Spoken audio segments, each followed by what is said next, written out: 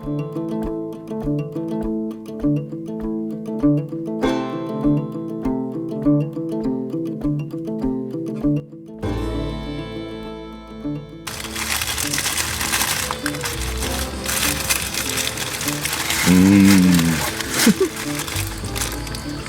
egg, and cheese.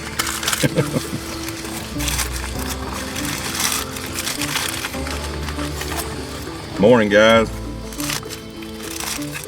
I'll give you all a little rundown of what we're doing this morning. Today is January the 12th, right? That's right.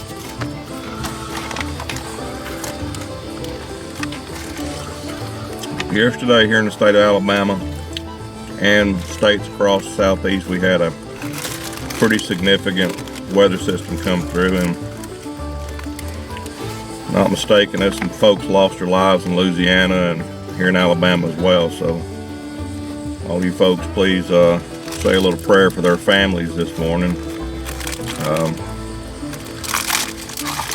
What we're doing today is we got invited on a hunt about an hour and a half south of where we're at. We're actually in Fayette County right this minute, and waiting on a good friend of ours, Mr. Mike Wendell. He's got a hunting lease that he's gonna let us hunt today with him, and supposedly today, well, right now the rut's kicked off here in this area. In our area, it's kind of died out a little bit, so we kind of, I guess you'd say, we chased the rut down here, and we really appreciate him bringing us down here on his hunt. But we're not used to getting breakfast, so we got here a little early, waiting on him to show up, and we'll get back to you guys here in a little bit. But stick with us. Maybe we'll get on something here in Fayette County and have a good hunt.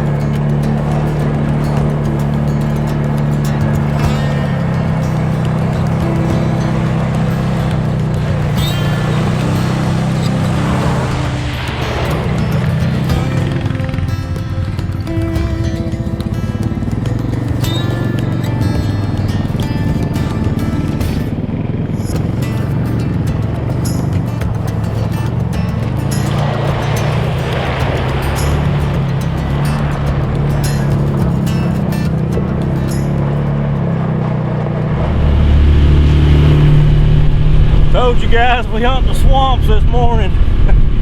God almighty. You can tell we've had a lot of rain. All the creeks are up. Everything's flooded.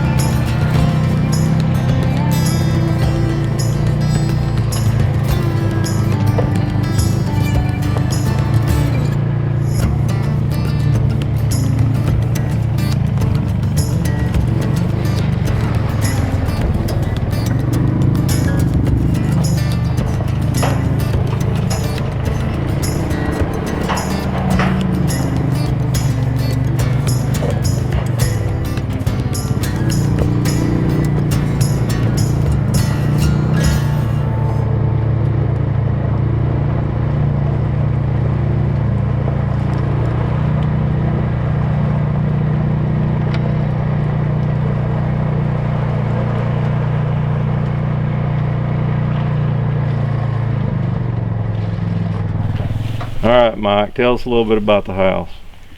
Yeah, the main part right here was Bill Newton's grandmother's house, and he tore it down and used the wood to build this little camp house.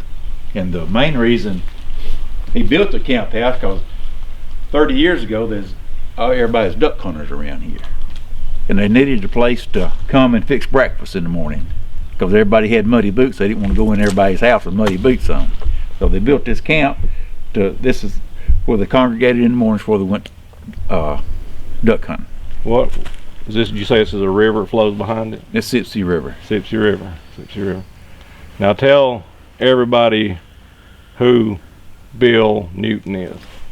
Bill Newton is that guy at Auburn, football player that I believe it was 1972 blocked the 2 punts against Alabama. Here's the snap. They got it. Block kick.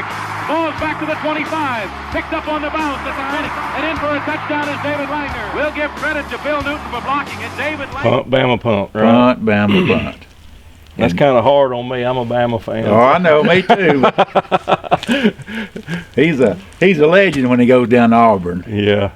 But I've been hunting here about 12 years, and there's bottomland hunting, and we've got some hill hunting too, but the bottomland hunting's really nice, and it'll spoil you. How many acres you got here? I'm not exactly sure. Everything total about 1,000 or over. A lot of it, you really can't deer hunt because it's swamp. Yeah, we noticed that. We noticed that coming in. You about lose your ATV in this right here in a hurry when this river's up. It's very tough on brakes on them. Very tough. But it's just quality hunting.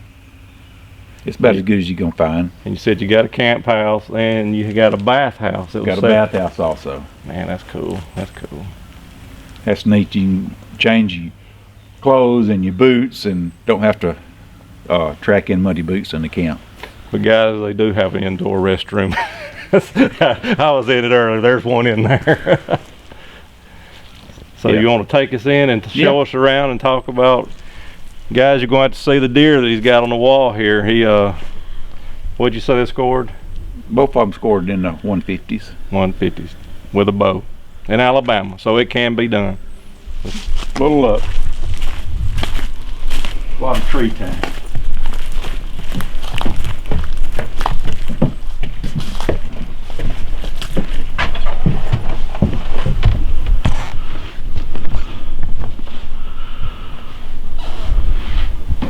We'll have to get some video of his jersey over there.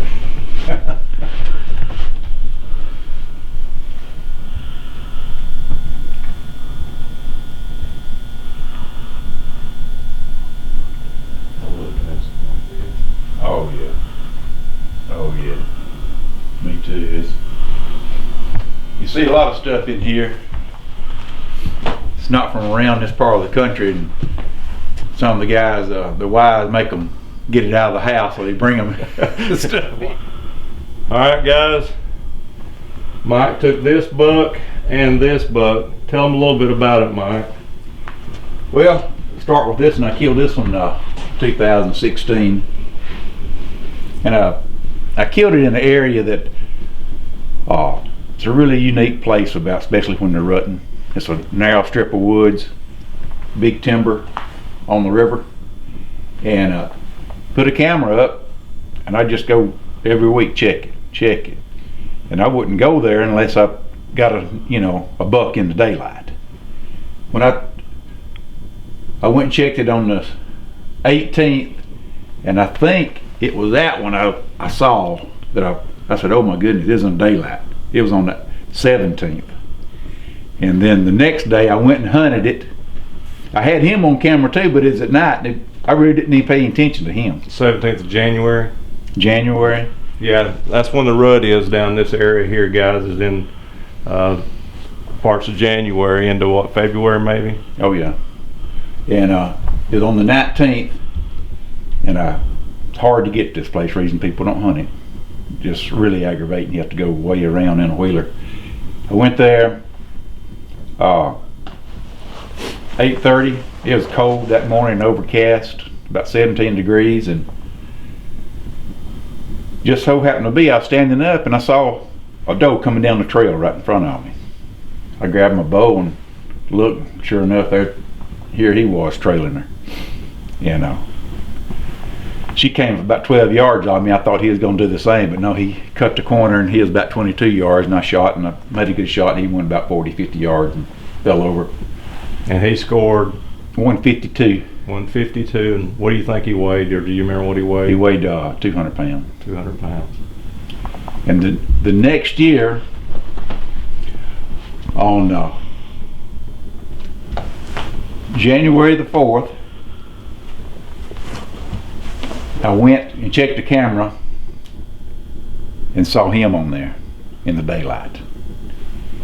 Well, that evening, I didn't hunt it that evening. That evening, I hunted another spot and killed a pretty nice 8-point on the 4th. And I went and hunted him on the 5th and killed him on the 5th.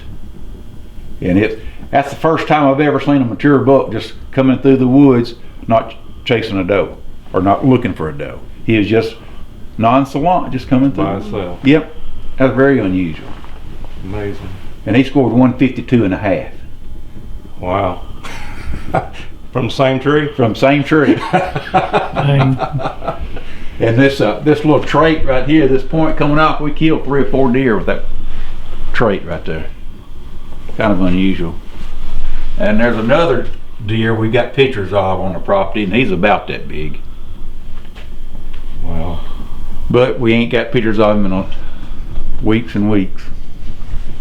And the other guys, they took this buck and that buck on the same day. It was 2000, 2008.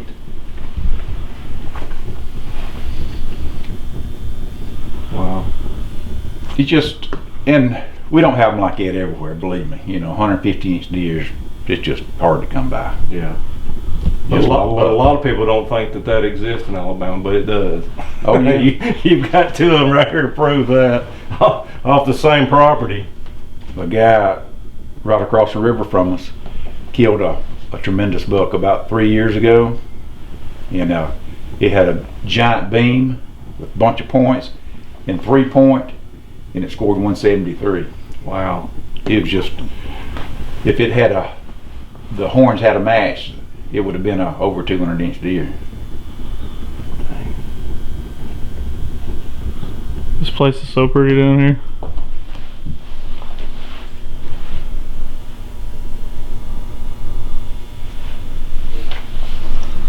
Standing in a camp house belonging to a legend. Check out them boards, look how wide those boards are. You don't see them milled like that anymore, do you? No. It was almost 24-inch boards. The room in here, I'm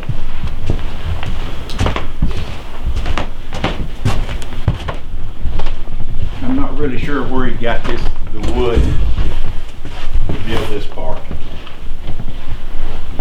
That's John's elk. He killed that the first year, first time he went elk hunting out there with us, Colorado with his bow. And I killed that. That was a 125 inch deer I killed 2010. That's skull mount.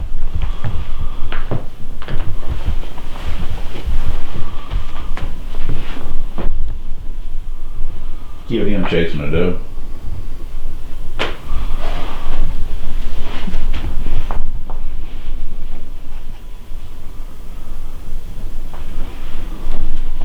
I need a man cave like this. Yeah.